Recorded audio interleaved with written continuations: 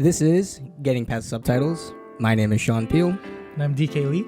And welcome to our final episode of our first of the year. This is it. We're going off into the rest. Mr. Park. Mr. Park. So we decided to do the Park Chan-Wook retrospective. And we're finishing up with his last feature, The Handmaiden. So far, you know, he's working on other stuff. Should be cool. So last week we watched Lady Vengeance, which kind of wrapped up the whole Vengeance trilogy, which we've been watching up until now. And this one is a bit different. Very different. Just a smidge different, you know? Not your usual Park Chan-Wook affair. This is an interesting one, before I get into it, because we're taking such a huge time skip in his career, you know? So Lady Vengeance was 2005, right? And now we're in 2016. So we're almost 10 years to the year past. And so we're actually skipping a lot of projects. So we skipped 3 features that he did, and then we landed here. And it's interesting to see his development. Yeah. And what kind of stays the same and what's sort of different. And also just mainly story-wise, I think. Just because we've been through the revenge loophole for so long. Mm-hmm. And to see what else interests this guy. You know what I mean? Yeah. And if you look at the other films before this, which he did, so he did I'm a Cyborg, but That's Okay, Thirst, and then Stoker. Yeah. Those are all pretty different films, I believe. Which I haven't seen them, but just genre and such like that. He's bounced around a lot. And even in Medium, because he's done TV shows in between that, you know, and he's produced a lot of other stuff. So he's very varied and very kind of scatterbrained a little bit. But he still does great work. And it's still pretty, I don't know, maybe a little bit of that genre DNA kind of is still there, you know? But with this movie, with The Handmaiden, it feels genre a bit, but there's so many different elements in it. So many. It's a very varied film. It's one of those things where it's when I watch it, and I try to put it in a box. You can't really put it in a box because it has so many different little genres and little points and different characters, etc., etc. Yeah. I agree with the fact that I think his filmmaking style kind of changed as well. I think the break is actually from Miss Vengeance. Miss Vengeance felt very different from Old Boy and even Mr. Vengeance. Yeah. As a film, but I think that there are certain similarities with Miss Vengeance and The Handmaiden. Still there. Yeah. Whereas I feel The Handmaiden is a lot more departed from Old Boy or Mr. Vengeance. 100%. So yeah, the style, I guess, started changing a lot more as he did Miss Vengeance, and then I think he's continued to develop that. And in Handmaiden, you can really see that it's very different from Old Boy or Mr. Vengeance or anything like that. So it's interesting for sure. And yeah, like you said, there are still elements that are he still utilizes, and that you can kind of see that it's what he likes to do. But overall, I think that it's a pretty big departure. I feel at least 100%. Yeah, it's definitely the most separated film from everything that we've seen for sure. Yeah. And it also, because the whole it's the other 3 movies that we were watching were really about revenge. It was the focus, but this is not really. Yeah. It kind of, I guess you can, if you really wanted to it's an element push it there. Yeah. You could, but I don't think it like you said, it's an element of it maybe, but it's not really that kind of film. And because we've only been watching revenge films, we might as viewers think, maybe this is all he does, right? But it's really kind of shows that he can expand. He has expanded his horizons, and he does other stuff as well. Yeah. And this is our first time kind of seeing that, so right. That's also why it's probably feels really different. Mm-hmm. Yeah, I think I'll say that he's good with playing to the strengths of the story that he's telling in the way where like, okay, the last 3 films were all revenge, and he found a way to tell revenge 3 different ways. But he did a really great job of bringing the revenge theme out each time. Like he was really playing to the core of the movies are about this theme, and then like how can I tell it in a different way from the last time? You know what I mean? Yep. And I think that element of how he works is still the same in The Handmaiden, where he's really bringing like the strengths of like this story in like this time period, and sort of like kind of adapting it from the novel and everything, like really playing it to the strength of like the material. Mm-hmm. And like again, that kind of goes with maybe like genre in a way. He's playing, he plays really strongly into the genre. He's just good with like honing like what's there, kind of like benefiting from it in that sense. So maybe that's his kind of style per se. Yeah.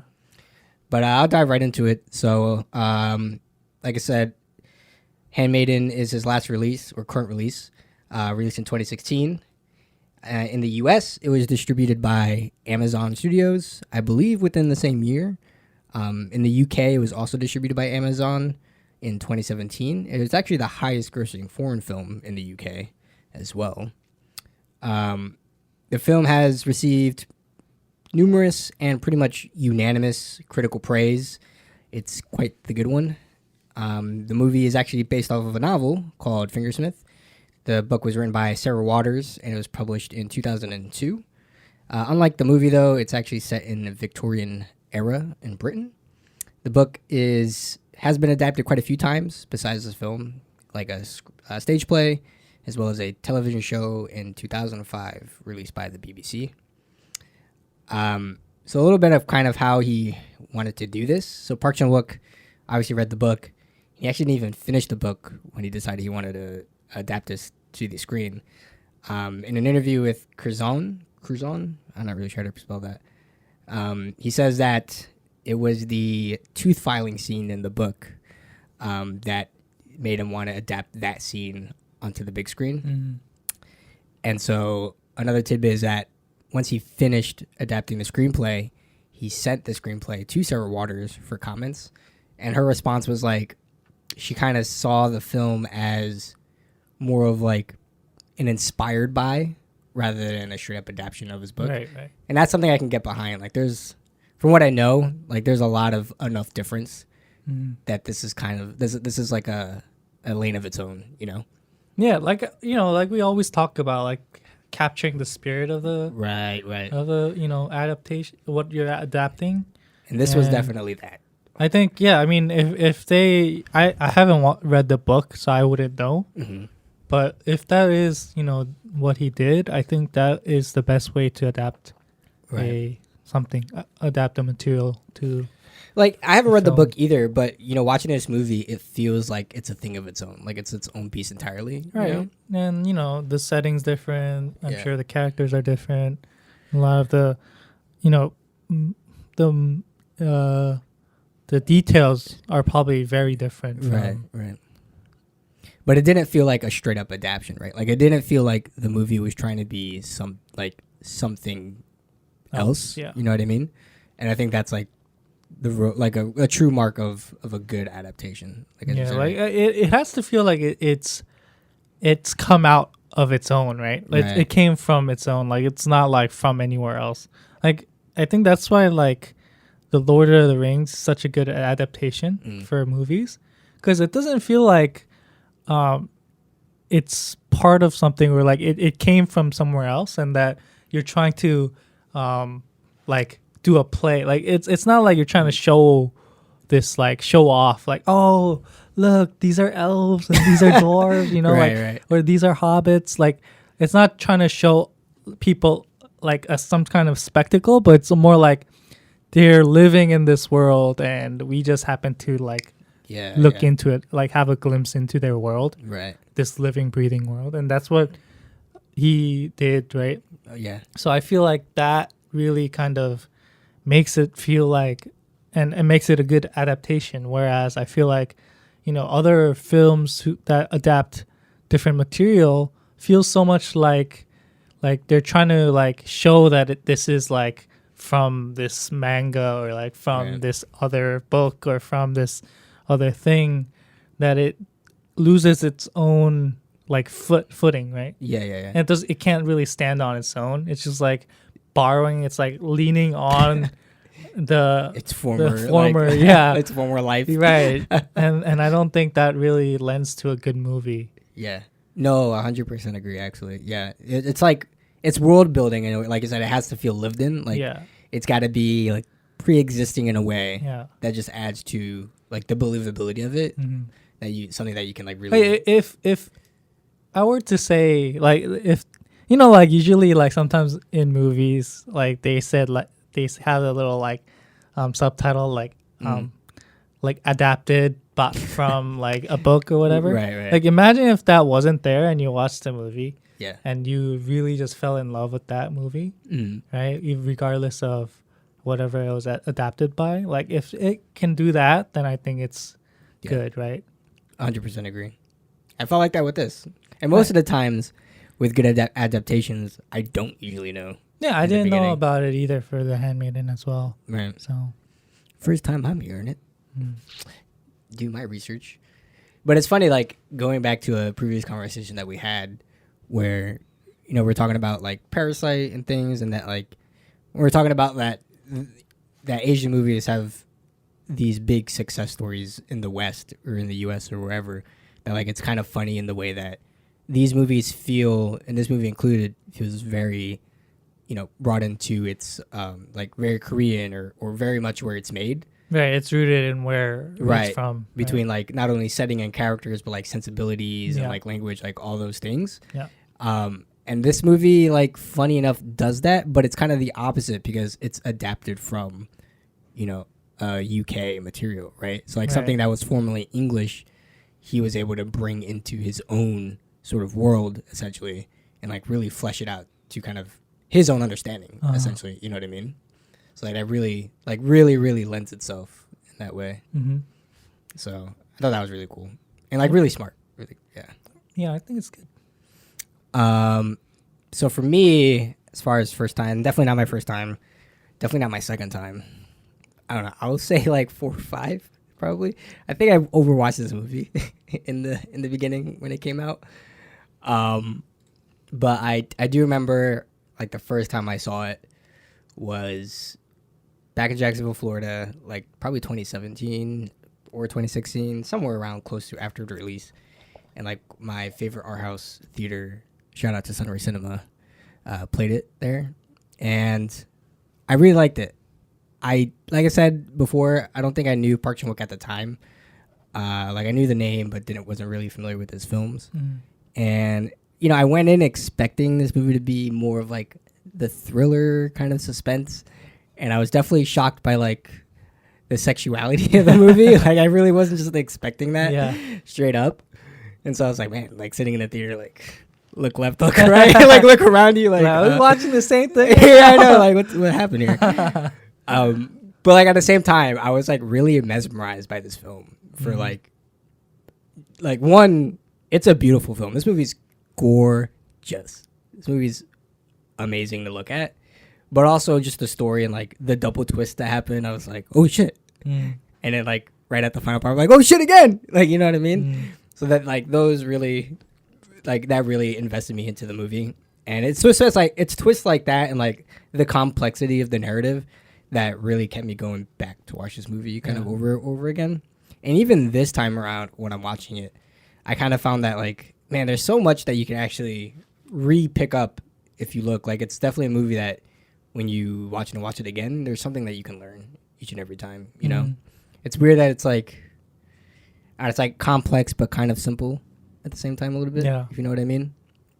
And so like all the things that you can pick up are subtle things. And so like this time around I kind of picked up on more like technical stuff that we can talk about. Yeah. But each and every time I was like, I really felt like I was appreciating, like every time I watch it, I'm like, I really appreciate that something like this was made in a way. How about you? I watched it maybe like a year after it came out, I think. I just watched it on Amazon Prime because it was on Prime. Right. So I watched it, I think, when did I watch it? You anti-theater lover. How dare you? I think I was maybe on my road trip, and then I was watching it on the road trip. I forget. And you watch it on like a little phone? No, Is that I what you watched it on did? my laptop. Wow. Like 6 more inches. Yeah, it's huge. Great. Anyways, I watched it. I don't think I understood it very well. Like I didn't. The material. I watched it because people said it was good, and I was like, okay, so What's how all good this could it talk be? about? And I watched it on Prime. I think what kind of screwed me over was because there's so much changing of language between Japanese and Korean, and I think I was watching it with Korean subtitles at the time, maybe. No, on Prime it probably wasn't. I was probably watching it in English, but there's just so much stuff going on, like technical, like the word like speaking and stuff like that. Yeah. When I was watching it, then I guess I wasn't really focusing on it either. Maybe that's the problem when you watch it on a laptop, right? And you're on a road trip. You got too many. there's too many things going on in your life at the time. And so like I was watching it, and like I think just at a very like surface level, I thought it was a very good movie in terms of the cinematography, in terms of the story, It's like presentation. as well. When the like, I think when the twists happened, I was like, "What? What happened there?" I think I did that a few times when I watched it. Okay, we go back to the beginning. You're like, why are we back at the beginning? What's going on? But I think what I was really confused was like when Hideku, when they're at the mental asylum, in front of the mental asylum, and they start like taking away Tsuki, and I was like, wait, what's going on? I guess I was in the shoe of Tsuki. Damn. I just didn't know as well. You were so I was so immersed. in Tsuki. You're like, the twist got you. Right. You got. I was like, yeah, I got. So I was very kind of confused at that. And then you just checked out for the next. For the next. So I was hour? like, I think for after that, I was just trying to figure out what's going on. Like in my mind, I'm like, I'm not trying to like recap from the first. I'm trying to figure out like everything behind, and I'm like keep on like being like trailing by instead of like actually paying attention to the movie. No, it kind of makes sense because like the first hour is the Tsuki story. Yeah. But even that is like a little twist in itself because it's like, oh, you think like it presents like she's just a normal maid, and then it's just switched like no, she's a thief. Yeah. And like that is like that's the little twist. Right. Yeah. So then like then you add another twist and then another twist on top, and you're like, whoa. Yeah. So yeah, funny enough, this film feels the most like I guess the word is like it's the best for general audience viewing, I think. Like so? People who just enjoy movies can just watch it kind of easily, I feel like. I feel that way more for Lady Vengeance. That's true, but I think from the 4 films, this is like probably the second one. Okay. That's like sure. Yeah. just very easy to watch for people. I think like it feels very almost like just like spectacly almost. Like it kind of feels like, oh, look what happened. There's a twist. Yeah. The twist is definitely like the hook of it. Right. That really like it's a conversation starter, right? So that's like I think if you want a general audience to like hook on, you want them talking. Like there are like just big like moments, and I guess is what I'm trying to say. Yeah. Like they're just these moments where you're like, oh, like look at this, look at what happened here. Whereas I think like Lady Vengeance, there are some moments like that, but I think overall everything feels a little more muted 100%. in one sense, because it is also like a darker, more revenge kind of thing.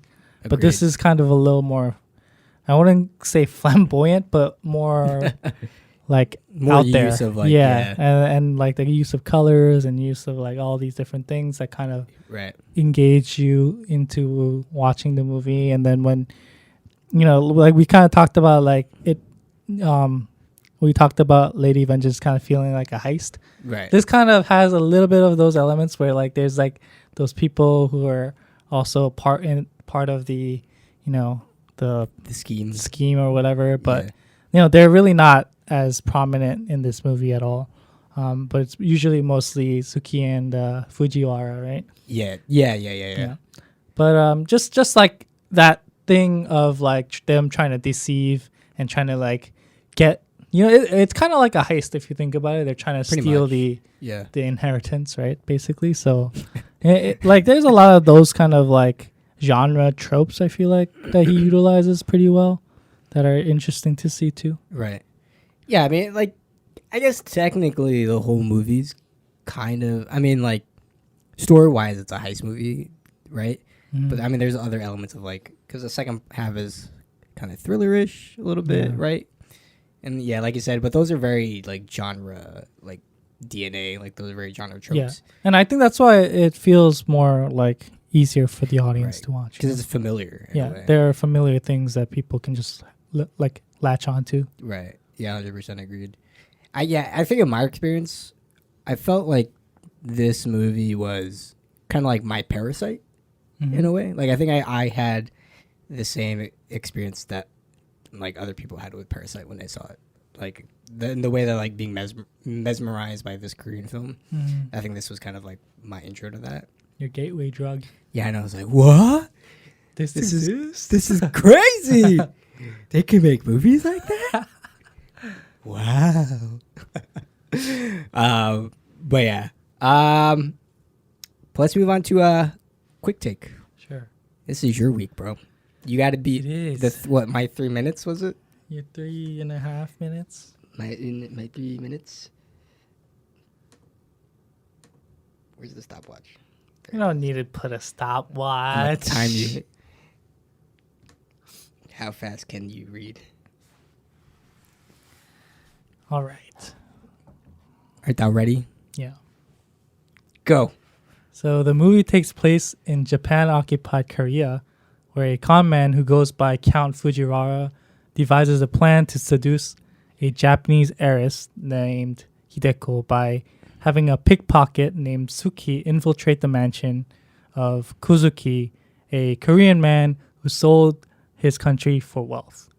He is the uncle of Hideko and plans on marrying her to take her inheritance so that he could further his obsession for perverted books. Tsuki becomes the handmaiden for Hideko, and she tries to convince Hideko to accept a proposal from Count Fujiwara when he comes to court her. And after that, Tsuki and Count Fujiwara is trying to take the inheritance after having Fujiwara marry Hideko, and then they want to throw Hideko into a mental hospital. So that's basically a plan that they have. But things go awry when Tsuki falls in love with Hideko, and their feelings become mutual, and they make love. And the things take a turn when Hideko was on the plot all along, and that she actually made arrangements with Fujiwara to split the inheritance in exchange for her freedom from the uncle. And so what they do instead is they convince the mental asylum that Tsuki is actually the countess, and that they take her instead. But then there's another twist after that where this was also planned by Hideko and Tsuki when Tsuki confesses to Hideko about the whole plan that she had with Fujiwara when Hideko was about to hang herself, and Tsuki doesn't want her to die, so she basically confesses everything that she was planning.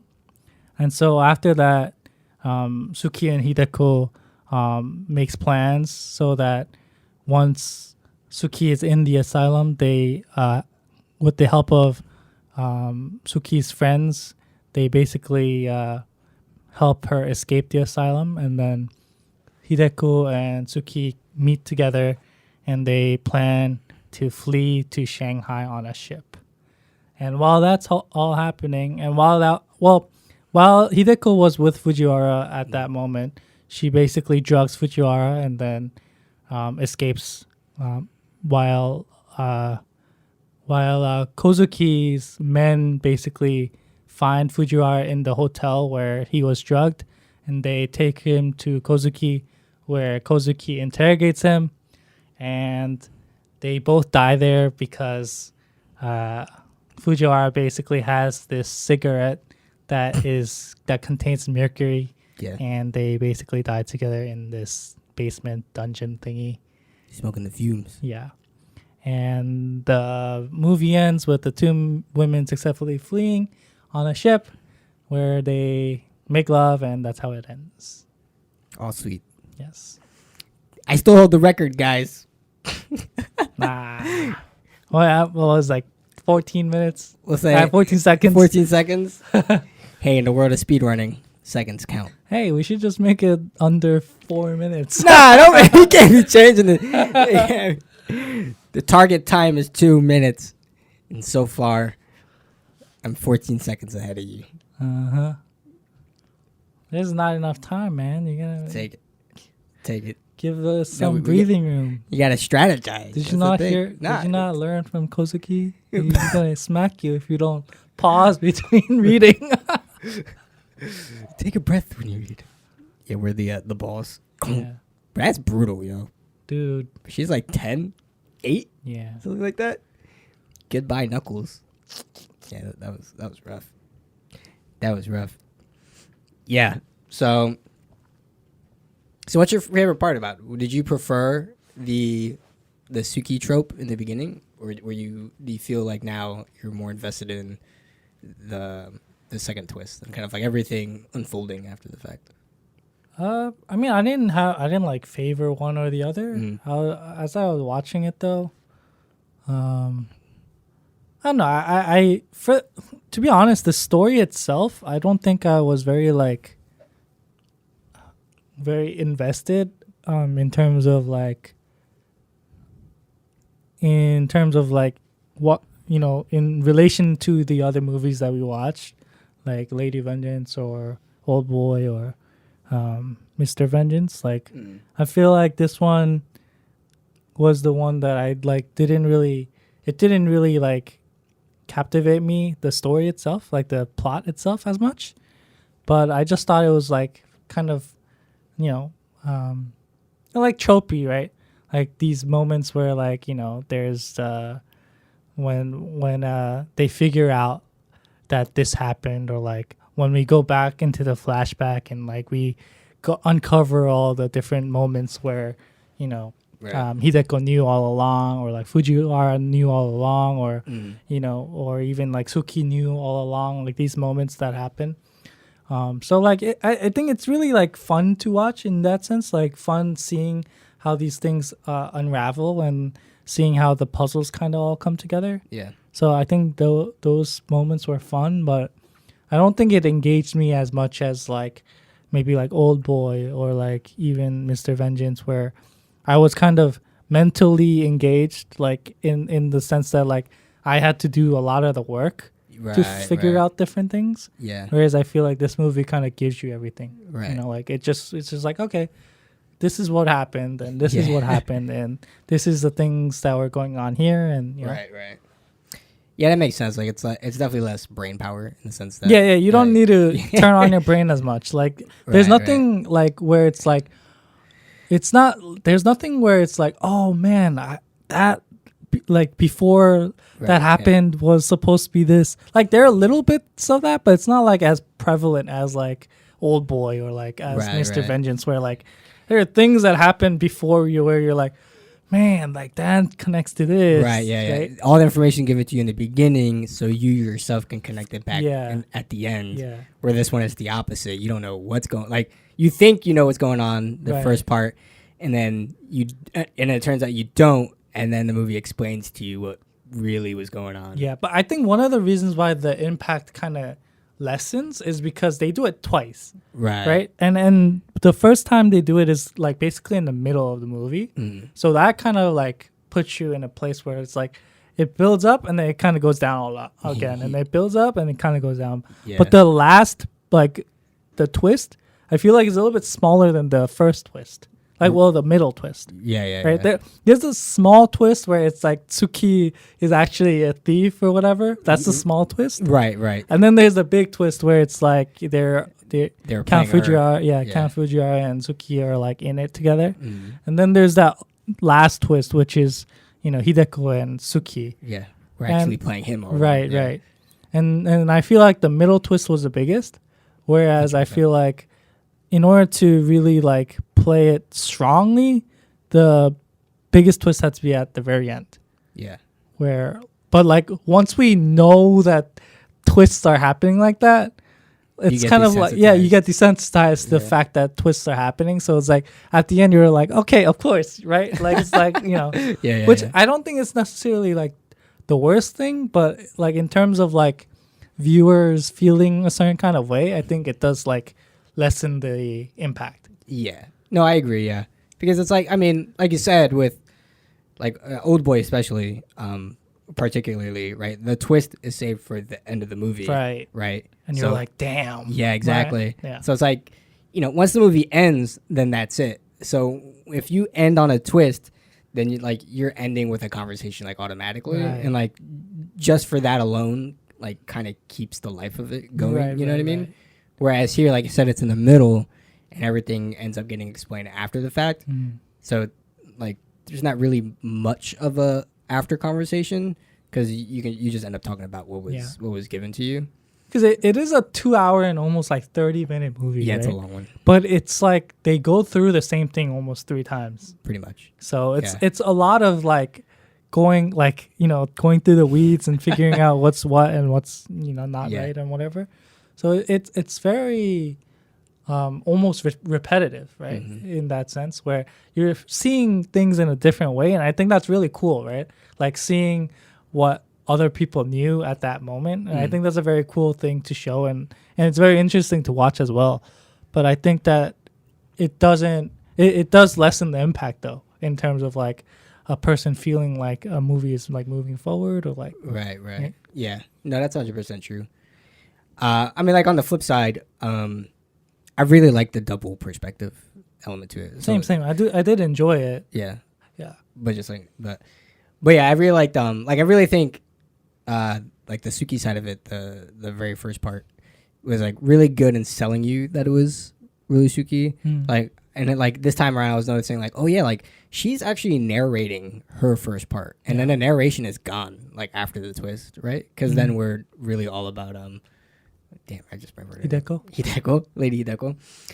And so yeah, I was like why am I like, I was kind of asking myself like, why was I so invested in like Tsuki in the beginning? I think like that's a huge part of it. It's like we're in her head on top of like seeing everything her way, Yeah. and she's like, we're there with her own problems, right? Like she's kind of narrow-minded a little bit, but she's also like all right, I'm here for a job, and I have to play this lady, this poor girl, in order to get her riches. Yeah. And then like I know that the count is on it, and like we're playing her, and then even like Hideko's like portrayed in this like very like innocent kind of light. She has a very different persona than what she actually is, and so like all these things like really add to like selling it. Mm. And then at the end, or like in the middle anyway, when she gets taken into the mental hospital, and then we flip to Lady Hideko's story. And basically, it's like her entire life story, essentially, because Yeah. we go way back. into her, it's like back into her childhood, Yeah. essentially, and like basically why she like the relationship between her and her uncle, and why her uncle's a scumbag. Yeah.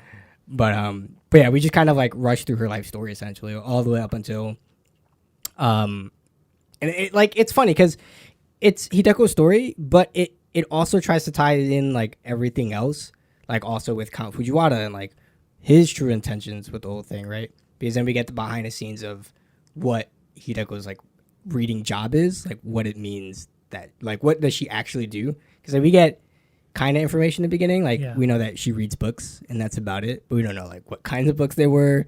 We don't even know like that it's not even just reading, like it's really a performance versus just the reading, and it's this very like underground, like dark, like black market type of thing, because it's all like erotic novels, and she's basically like performing it out. Yeah, almost, yeah, exactly, but in this very like weird, elegant kind of way. Yeah. So it's this very sophisticated thing, but then on top of knowing that this is what Hideko is basically grown up to do for her entire life, we also get like Count's side of him, like in the beginning of his mission of like, I'm gonna scam this family, and then him and talking with Kozuki. Oh, Kozuki. Yeah. Right, like at that after like after his first time. Yeah. Like it's a bit of his story as well Right, in there, right, right? right. Because he's kind of like unleashing it. So it's like doing all these things in the second part. And how he comes to change his plan and, making arrangements with Hideku to, Exactly. you know, Yeah, to be like, you know what? I was gonna scam you, and I'm actually not Japanese. I'm actually Korean Right. for real. now let's scam, Kozuki together Yeah. and, whatever. And he's like, I got the perfect plan. I'll bring in this girl who will be your handmaiden. Yeah. And then basically we'll like use her as a pawn to whatever. And then we learn that like, Hideko's going with a plan with the intent of like being promised freedom. And like, that's what she's really after, is to just like kind of leave the whole house thing. Not even to like be married to Count or whatever. Which even like the Count in himself is like, I'm in it for the money, but he ends up being like enchanted by this girl by the end of it, kind of. And then we find out that basically she falls in love with Tsuki, and then that's like the third twist, is when they actually did kind of fall in love, and then they plan to go along with the plan, and then like basically drug Fujiwara, and it'd be like, we out of here, Yeah. we out of here, and then like let him take all the flack. Mm-hmm. You get caught by the Yakuza and my uncle's gang. So yeah, it's like a lot to juggle. Like that last part is kind of what I'm saying. There's like, It's like another twist. yeah, but because it's like the twist happens in the middle where Tsuki was getting scammed, and then it's just like a mix of like a myriad of things. It's like the life story of God dang, of Hideko, and then like the explanation of like what the twist is that her and Fujiwara were on it. And then, like, because the third, like, the quote-unquote third twist, where that she falls in love with Tsuki, kind of happens progressively within her, like, backstory, you can say. Like, it doesn't really happen in the same way that the twist happens. Yeah. Like, the middle twist. I mean, the first time they make love is in Tsuki's story, though, in part 1. Right. And then when they go back to it, like, that's kind of the scene where it's like, this was for real, rather than, like, playing an act, essentially.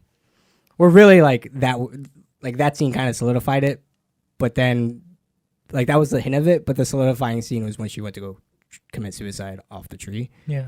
And then Tsuki was like, no, don't do it. Stop it. I'm actually, like, she encompasses everything, like, right then and there.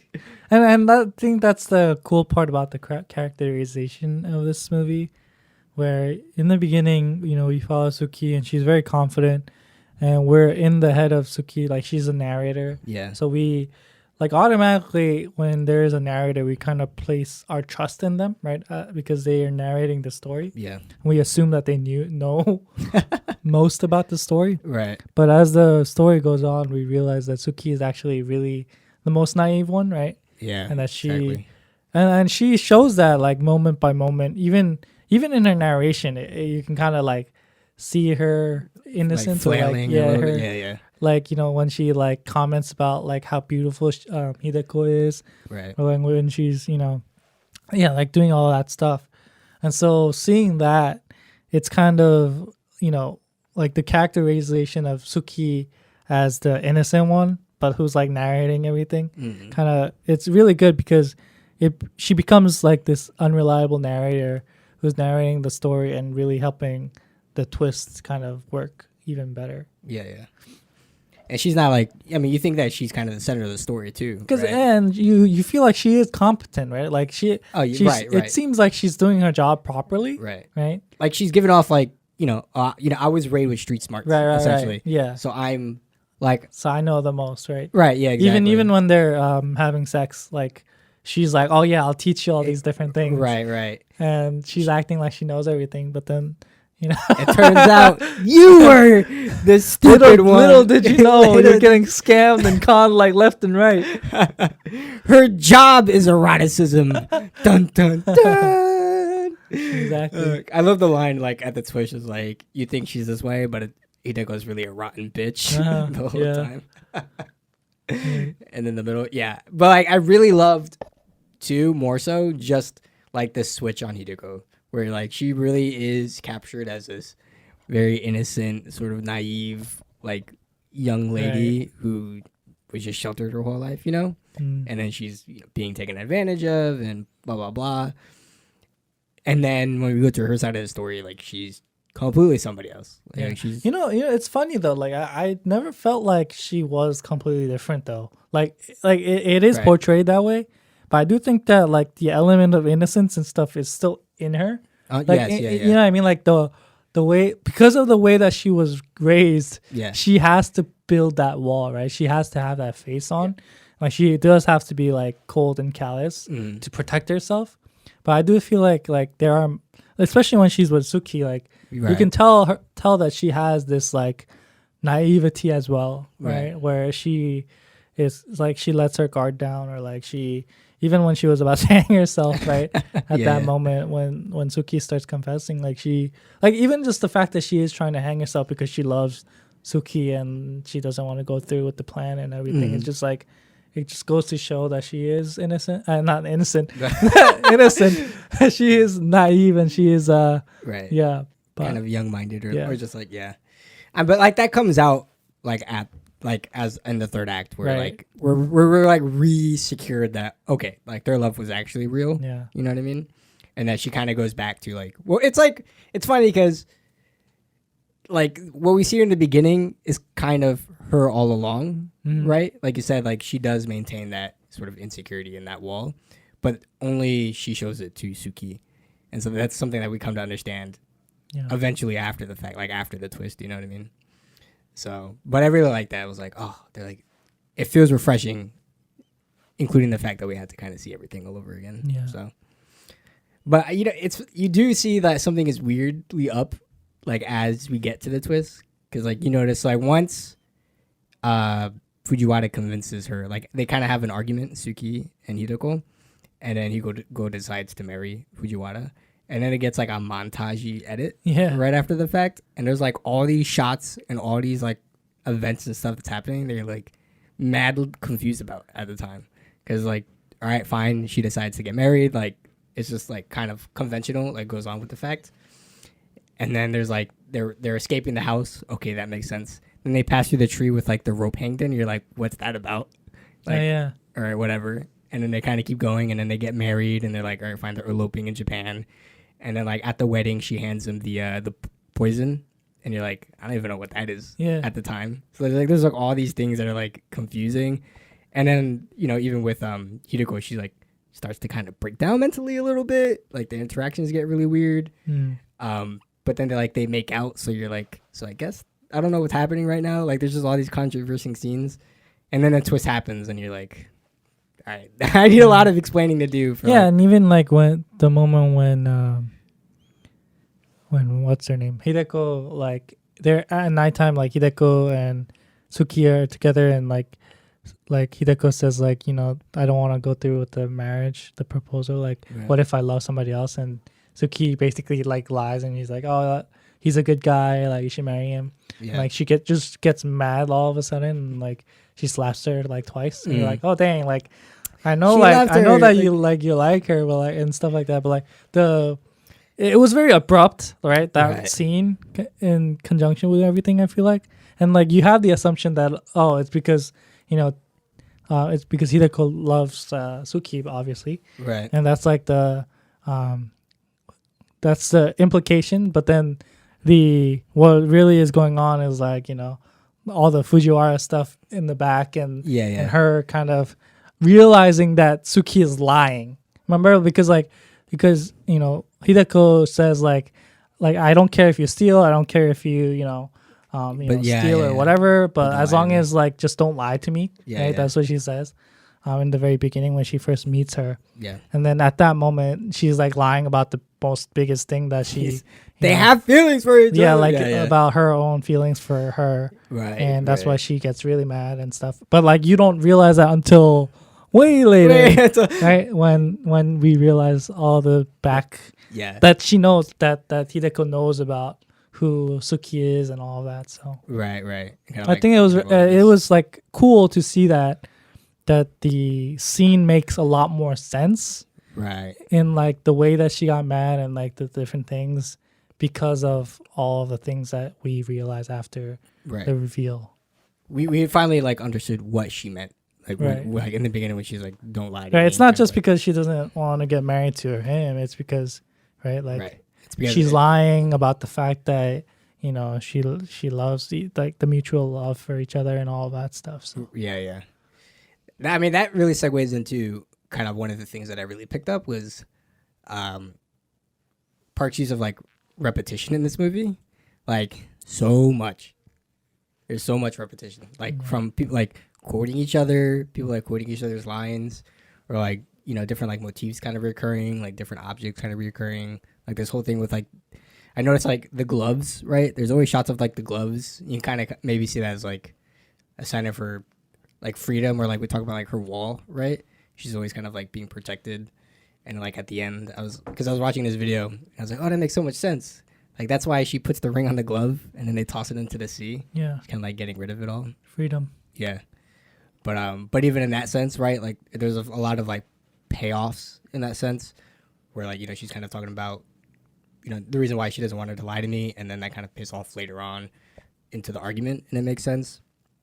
Or even with there's a scene. So when Fujiwara was talking to Kozuki, Yeah, and he's explaining like what is he explaining? Like his way with women. He's like I can have like I can have my way with any woman that I woman, yeah. Yeah. But there's only like one person in the mansion that I can't have my way with. Or Right. whatever. He's like, who is it? You got to tell me who it is. It turns out to be Hideku, but he kind of explains like, well, how do you know? And he's like, well, I always make eye contact with the women, and they always look away, but I'm the one that keeps eye contact, and eventually they always look back. When I looked at Hideko, she made me look away. So that's how you can tell that he was enthralled by her. Yeah. But if you go back into the beginning, the first scene where Tsuki meets Hideko, she looks away and then looks back at her. At Tsuki, right? Yeah. So it's like that little payoff in the scenes. Mm. Like there's like all these little like nuances of like repetition and like these kind of payoffs that always kind of come back and make sense later, or are always reused for like a purposeful thing, but like seem very simple in the beginning. Right. That's definitely something that I picked up this time around, where I was like, kind of when I said earlier, where the movie seems kind of simple but complex if like you really go back and look. Yeah. So I thought that was really fascinating to see. Yeah, I really like. I thought the little pendant was very interesting too. Where there's the picture of the person in the little pendant every time, and in the beginning it's the pendant with the picture of Hideko's mother, right? And then later on, like she gives Tsuki the pendant with her own face in it. Yeah, and it's kind of like, I feel like it kind of like shows almost like them being trapped in this thing, and then it's like a sign of like you being trapped, or like you getting got, like you got got. You have this in it because like even her mother she passed away after after having Hideko, and she kind of feels trapped in one sense as well. Hideko feels trapped, and also like the use of that line too, right? Like there was compared, like they say that I'm not as beautiful as my mother, be as beautiful as my aunt. Yeah. And then they do the same gestures. Like, can you compare? Yeah. Like all these things are like come back later on. And even with the aunt, right? When she, that's what the aunt said, right? But also Hideko says that, right? Yeah. And stuff like that, where there's like constant repetition of those things. So really cool. I think it like really plays into like the genre. Like, I don't know, it feels very like novelty in a way, like into like the whole. What was interesting about the pendant thing though is like, the drawing when they start drawing. Yeah. You see the drawing that Hideko does. It's like so bad. It's so bad. And then you see the painting that Fujiwara does, and that painting is actually the painting that they use for the pendant. Oh, like a little pendant, right? Yeah. Because it can't be Hideko's, right? But I thought it was kind of an interesting little like. Could you imagine? Thing. I imagine this. That would have been funnier. Use your own painting. This is me. You know what's like kind of like. It was like I was kind of like, what the heck was when she's like hanging on the tree scene where Tsuki is confessing everything. Yeah. And there's that comedy bit where she like lets go. And I was like, wow, like I love that scene. Did you really do that? Like Is She's like, son of a bitch. is this the appropriate like moment to do this comedy bit right now? It's so funny. I love that. I love that scene so much. But yeah, I was gonna say like he continued like another thing that he does is like always putting in these like comedics. Like there's always comedy in his movies, but like dark comedy. yeah. But I mean, even here, like I would say that this movie. It's not as dark as like Lady Vengeance for sure, yeah. you know, or even like really any of the other movies. Ones, yeah. But they always feel misplaced and where they shouldn't be. Yeah, it feels perverted. Yeah, or just like not what the appropriate. heck? Like, yeah, exactly. Yeah, like I'm watching a movie that's like feels kind of heavy a little bit, and then he has these like characters and these lines that throw in a ha moment. Yeah, it's just like you always find a way to like ease Make it up the awkward. tension in a way. Right? Yeah. It's really like okay. Yeah, it's funny. Like I read a quote too that because he actually wrote the script with somebody else, his writing partner, and she was like, "Wow, you really can't like you always write comedy and like you can't have We can't play it straight." Exactly. You can never play like a straight scene. Yeah. And he's like, "Yeah, I guess you're right. Yeah. Yeah, I guess you're right." But I mean, it works. Like it definitely keeps you engaged. You know, it keeps it up. But I love that scene. Yeah. He's just like. She's just like, sorry. Grabs her legs. Any other favorite shots or scenes you can think of? In terms of cinematography, I think like the very first scene when we see Tsuki in the rain, like with the umbrella and stuff. I think that's like such a beautiful shot where it's like all the buildings on the side and then she's just standing in the middle. Yeah. And then just like her, you know, with the baby. I just thought it's such a like pretty shot. Like there's so many like you said, like there's so many great shots in this movie, and a lot of them kind of invoke a feeling of almost like a fairy tale. I feel like as well. We talked about like it kind of feeling like a fairy tale for the other movie as well, but like for this movie too, like I feel like there are moments when it feels really like a story out of a book 100%. or something like that. Yeah, 100%. And I think that's kind of intentional as well because, you know, like the whole thing about Kozuki and him like wanting to, his obsession with books and wanting to like play out these books and stuff like that. Yeah. And that kind of is embodied in the movie itself where there's these beautiful shots kind of feeling like almost like a fairy tale or something that would come out of like movies that are like almost like these like fairy tales are like princesses and like these kind of like, you know, stories that it would come from, like for example when they're escaping and you get that wide shot of the plains and like they're running across the like the grass and all that, the plains and stuff like that. I mean, like, you know, even in the story too, it's very much save the damsel in distress exactly. That's what I'm saying. Like it just kind of feels like there are moments in the story that feels very picturesque and very fairy tale like. Even when Fujiwara and Hideko are there in the woods and they make Tsuki go get the oil painting and like, you know, when they're like kind of almost making out, like that shot also looks very like kind of beautiful and idyllic, right? And stuff like that just kind of all add up to almost this feeling of it being part of this story, like a fairy tale story, some other world sort of thing. Some other worldly thing. 100% agree. Even the architecture of the house, right? It's such a mix. It's not a typical house, right? It's a you would never see it. Oh, I guess you can, but typically you would never see a house that's like a mix of this, you know, English and like Japanese kind of like mix of a house together. Right. And I think that's all very intentional and kind of putting you in this world, like some 100%. Kind of other world, right? Yeah. Rather than just like this is our world, like you know, lived in like, you know, realistic world. And I think that all kind of helps to, you know, emphasize the point of the story or like the themes of the story.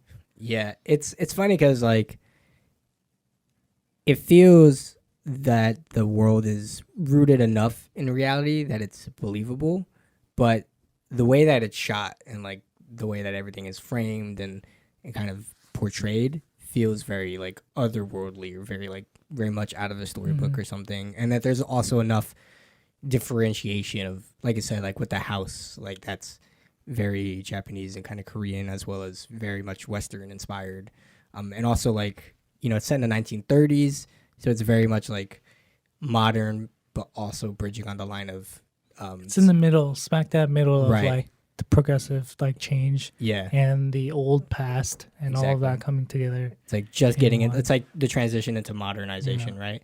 Like all those things really add to kind of like just shaking it up a bit and like enough detachment from like the real world in a way Yeah. that kind of adds to it. But yeah, like I said, everything is like every frame is like truly beautiful and like it's like a painting. Like even way. even the ending, right? When we see, when they're on the ship, all of that feels like a dream almost, right? Like Right, it looks very like dreamy. Like Yeah. this is like the perfect kind of ending. Like it's all like, or Fairy is tale. it? Happy ending. Ah, ooh. But like like the shot of like the ship going by and the moon and all that, like Yeah, it's all super intentional. Like everything just feels so deliberate and so like meticulous in a way. I mean, like I was reading it, like he says it too, but I mean, you really just gotta owe so much to the set design and like the set creation, like just awesome, really. Like it's like a lot of it was like a lot of it looks practical and is practical. I think they did a really good job of mixing that. like the basement when at the end Yeah. when you go into the basement you realize like what's in there and all this stuff. Dun, dun, dun. And like More octopus. right and just like Fujiwara also like having his cigarette and like it all like filling the room with kind of basically haze and like basically you're being drugged into this fantasy where Yeah. like you're finally like When he grabs like the smoke and it's like tangible, Uh-huh. it's like smoke is not tangible. When you Right. like, it's like deliberately like, kind of feels like you're like finally accepting this Right. world, yeah, this fantastical almost kind of world. yeah, it's really neat. I think I really love that scene, that comedic scene. I think still my favorite scene is probably the bathtub scene as well. Actually, The teeth grinding scene. the teeth grinding scene. It's just so. It's one of those things. It's like it's really the first sign that something is there between Hideku and Tsuki. Well, you know why the director wanted to make the movie after that scene. Yeah, I mean, he definitely put some love and care into that scene. 100%. Well, I mean, like it really shows. But even before I read about that, I was like, oh, there's just something about this scene that just like feels awesome. It just feels like perfect.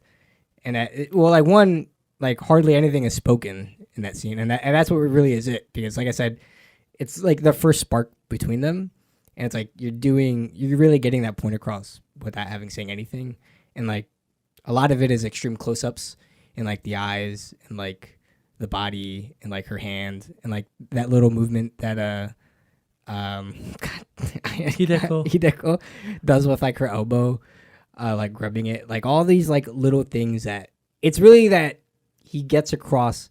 The tension. Not even intention, just like the feeling. The tension. The tension. I thought I said intention. Tension. Tension. Yeah, like all that, like so perfect. Just with picture essentially. There's like really, I go back to and like, I don't know, it just works. It just works so freaking well. So, yeah. I mean, hey, it's his favorite scene too, so it shows. I was Yeah. like, no, take 34. I love the basement. I love the interrogation scene actually. Like like Kozuki losing everything that he had, right? All of his books and stuff. And his one last like desire is to find out what happened between Fujiwara and Hideko and like him the trying to wedding get night. off from that, right? Like, Yeah. like that's basically the last thing that he wants to kind of get out of Fujiwara. And like is like, if I don't have my books, at least you're gonna do this for me, like Yeah. that kind of thing. And He's a man trapped by his own desires. it's I love that actor first of all. He really transformed for that role. I have He's to say. everywhere, but like he's always so good at whatever role Yeah. he's in. So yeah, he's from Signal. You watch Signal, right? I did, yeah. Yeah, he's Yeah. a detective. He's think the main detective. I know. Yeah, Yeah. yeah. I'm just saying. It's my favorite series. But Yeah, like just the fact that like his addiction, right? It's his addiction to finding out like all of this like stuff and just like him like that scene just captures it so well. I think like even after losing all of that, all he can focus on is like how to get like details more about yeah. Give me Ero. Yeah, so it's such a, I think, well crafted scene with the tension of like him cutting off his fingers and like him about to cut off his balls, but he just got lucky at the end. Yeah, it's like you said, because it's a scene that really brings out like the true nature of both characters for one, but for him especially, like he's so like trapped by his own like desire and so like into eroticism. That like he just gets blinded by the fact that he's torturing this guy. Like he's blinded by his like he can't even be mad anymore. Like he's not. Yeah, exactly. Yeah, he's like, I just got double or triple crossed, and this guy just basically lost all the most precious stuff that you had. Exactly. And yet you're like you're not even like you're past the point of like madness, right? Exactly. Anger. You're not getting revenge anymore. After like you're just going after. Yeah, it's like I just want my drugs, right? That's the kind of exactly implication that's there. And then Fujiwara's just like, fuck it. Like at least I got my balls before I die. Yeah, he just kind of goes back like the lone wolf kind of guy. Like I'm dead here anyway. I love when he's in the car with the two Yakuza guys. He just like pops all 3 cigarettes in the middle.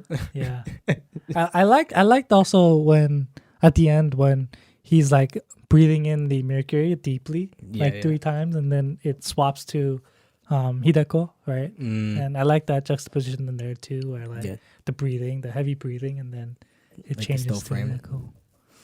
Still the last thing you think about, my Hideku. Yeah, really awesome. I think other than that, it's kind of what I had for scenes. True confession scene. I really like when Fujiwara was there were like the painting lessons, and he was waiting outside because he like being intentionally late. He's like playing with the housemaid and the teacup. He's like yeah. What do? You just have so much money. Just like such a troll. I know.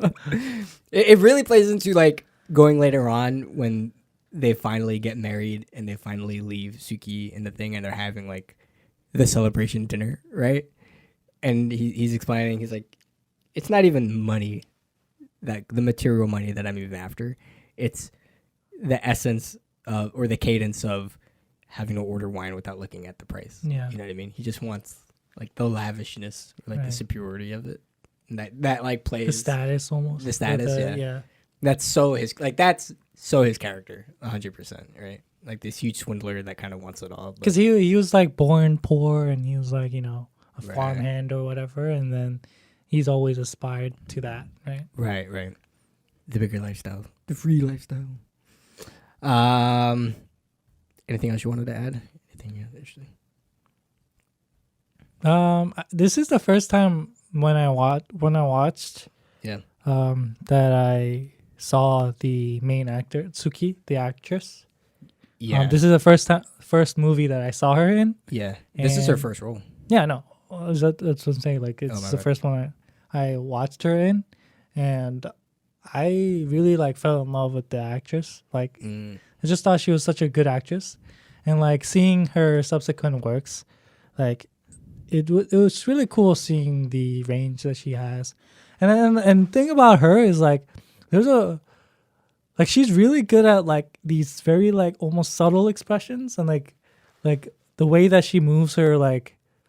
It's funny, but it's like the way that she moves her face, and like these little like moments where you can kind of see her like feeling a certain way through the way that she expresses it on her face, and I just love that about her, like the way that she's able to do that. There's this one drama that I watched that she was in. It's called Mr. Sunshine. Okay. It's a Korean drama, but like there's a scene where the main character and her they're like, it's kind of like a romance thing, but like there's this like little like slight like smile that she does like when they like first kind of like they're like kind of like vibing with each other, yeah. And like the guy's like, I think he was like putting on her shoe or something like that, but there's like that slight like smile that she did, but it's like not too much where it just kind of seems like you know, it's very overselling like it. yeah, but like yeah, it's really hard to do that, right? It's not like you intentionally like to intentionally do that is like really hard, right? So I don't know if that's like her intentionally doing it or just like are you just that talented? Yeah, or it's just really like just the natural like her being in that mode, right? Yeah. But even in this movie, I saw that where when Hideko like kind of calls her out for her not understanding, being able to read, right? And she makes that facial expression like, "Oh man, I got caught," and like she does this, she almost like twitches her like mouth or whatever, and it was like very like, oh, like dang, like it kind of feels like she's really like flustered, flustered, but she doesn't want to show it, and like that really is encapsulated there. I was like, well, dang, like it's like so good, you know, like. No, 100%. Yeah, she's very expressive, and very like with Suki's character. I mean, she feels very like overconfident and like when she's like things are going well. Yeah. But then when she hits the fan, like she seems dumb. like she becomes neurotic. Yeah. Kind of like you said, right? Yeah. Like that scene, right? Like when she's kind of getting caught, it's just like and then like clear signs start to show. You know what I mean? Or even when like she completely breaks out before in the confession scene on the tree, and then she like just completely like breaks out. Like when it push comes to shove, she just like the neuroticism like completely kind of takes over, you know. So that's really really interesting to see. But she does have a good grapple on the characters. I have to watch. It was her first like big role, which is crazy, right? Like, man, but I was born for this. When it's right, I guess. He said like he actually did like open casting for that role. Yeah, it was like huge amount of people. Yeah, it was like almost 1,500 people. Yeah, 1,500 people. Yeah, and none of them made it. You know, I heard a story about her and Park Chan-Wook. He was like, so do you want to do a project like after finishing this project? Yeah. Park Chan-Wook was like, oh, would you like to do another project with me in the future? And she was like, oh, if the project is good, I'll do it. Damn. She's just like so like cool about it. She's like, yeah, if the project's good, I'll do it. If the project's good, I'll do it. Like, why are you talking like an A-list actor? Yeah. Nobody knows your name right now, Katie. I don't know if that was like for during the audition or like after, but like she said that. It was like, oof. I think that maybe it was during the audition, and that's why he wanted to pick her or something. But like it was like, anyways, it's just funny either way. I read that like, so obviously, you know, her and what was the other actress's name? Minhee, I think. Minhee, right? I don't have it written down. It's on my other one. Oh, is it? No,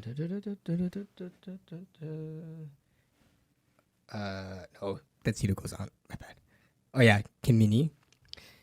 Yeah, Minhee and her, like the way that they were described on set was like Minhee was like more like a dog, like very like composed. Oh, you mean like in terms of like a cat, or like a cat. Yeah. She's very composed and like, you know, kind of on set, like very professional. But then Kim Teddy was like a dog. Yeah, she was like sporadic and like trying to figure things out. Yeah, which is like everywhere, excited all the time, like always on the set, like having fun, like going around location and things like that. It was like I very plugged well into also their characters and like kind of who they were on screen. That's true. It's like good casting, good dynamic. So that's an awesome, like having like a mentor. Like I feel like it was very much of like your scene partner, but she's also obviously like her mentor in it as well. Yeah, like this huge role. I'm like, oh my god. But yeah, so I mean, talking about the series in general, how do you think this is kind of stacking up against the rest? I mean, he's such a great director, you know. Like, what is there not to like? Everything. You know, so many good things to learn, especially from him. I think what I loved the most about this series and about him and his filmmaking is the way that he's able to tell a story without necessarily dialogue. Like he's really able to Right. use the images and use and the way that and this is a trait of all good directors, I think, but it's their trust in the audience's ability to figure things out. Right. And I think that Park Chan-wook is really great at that, and that is exemplified in Old Boy, right? Mm-hmm. And I think that that's something that really that you could learn from his movies is like trust the audience, like they'll figure it out, right? Yeah. Give them what they need, but you don't have to give them everything, Yeah. and they'll figure it out, and it'll make your movie better because you can't beat the audience's imagination, right? Right. Like right. that's always better than what you can try to show. And his films are just filled with such interesting like mix-ups of various genres and various styles and stories and Yeah. other different I guess tropes, but like him putting that all together and creating something unique and really engaging and fun, so and thoughtful too, Yeah, right. especially all the vengeance stuff kind of makes you want to talk about it more and like figure out Mm. something that lingers on more than just a movie. So yeah. Yeah. I think the key word there is like, he does really good of keeping the audience engaged. Like with all these movies, I think that is a centerpiece is like I said of being engaged, or like whether it's the plot twist or like I said of giving you enough information but not over information. Like he's always making you work just a little bit or just enough or what's appropriate for the story that you're constantly kind of forced to pay attention to kind of carry along, Yeah. So he's good. He's really good at that of like making you watch this movie, basically. You know what I mean? And that's like everybody should know how to do that. I mean, it's kind of hard to do. Like it's easy. Yeah, it's easy to board to people. master. And Right. He's really good at it. He's really good at it. Yeah. So I mean, it's funny because like with him, it's like I feel like more times he's good with characters, but I feel like that more applies to just like the story and like the way that he structures everything. Just like how everything is able to string together really nicely. You know, everything really feels complete at the end of the day. So he's an awesome director. I love to see what he does. I still haven't seen everything that he's done, so much definitely have to go back and see other things and how they kind of compare up to. And I'm interested to see what he does, in the future and like in more modern times and more modern stories. And 'cause I mean, definitely like even from 2016, like audiences have changed and kind of expectations have changed and filmmaking has changed. It's gonna go straight to VOD. I'm gonna cry in the corner. It's cool. It's whatever, So what are you team Bong Joon-ho or are you team Park Chan-wook? Why can't you just like both? Decide. You can't be just black and white like that. They're brothers in arms. In reality, they're brothers in arms. Yeah. This was a good series. But whatever are we gonna do next now? I don't know. What are we doing? I think we need to take a break. We need a huge breather. Okay, there was more killing and no more killing. Like, yeah, there were jokes. There was enough jokes, but I feel like it's 20% of rightfully placed jokes, 80% of like, what the fuck was that? You know what I mean? So now we're gonna laugh. We're gonna ease our soul a bit. We're gonna go into comedy for the next series, all right? So we're doing 4 films again for the month, and I've got the lineup here. So this episode, I'll give you the lineup, and we'll each watch one each week. This is the list, the order of what we're gonna do it as well. It's not chronological, by the way. So first we got 20, released in 2015, directed by Lee Byung-won. And then the second film will be Taste of Tea, released in 2004, directed by Katsuhito Ishii.